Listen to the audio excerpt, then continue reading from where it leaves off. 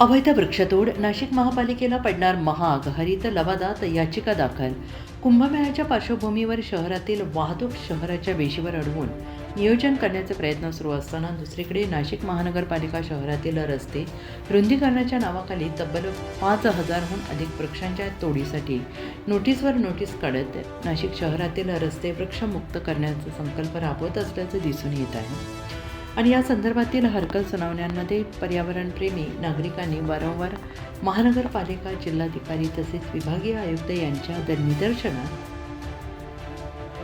ही बाब आणून दिली. मात्र हरकतदारांना कोणतीही पूर्वसूचना न देता, त्यांच्या हरकतींचा विचार न करता, त्यांना आवश्यक अवधी न देता घाईगडबडीत वृक्षतोडीचे आदेश देत द्वारका परिसरातील काही वृक्षांची तोड करण्यात आली, असा आरोप करण्यात आला.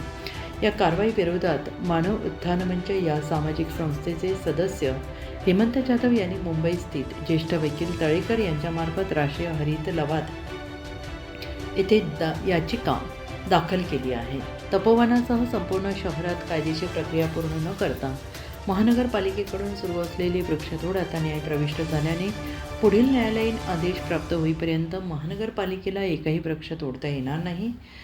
अन्यथा अशी कारवाई बेकायदेशीर आणि फौजदारी स्वरूपाची मानली जाईल आणि त्यासाठी संबंधित अधिकाऱ्यांना वैयक्तिक जबाबदार धरलं जाईल, असं याचिकाकर्ते हेमंत जाधव यांनी आणि भारती जाधव यांनी म्हटलं आहे.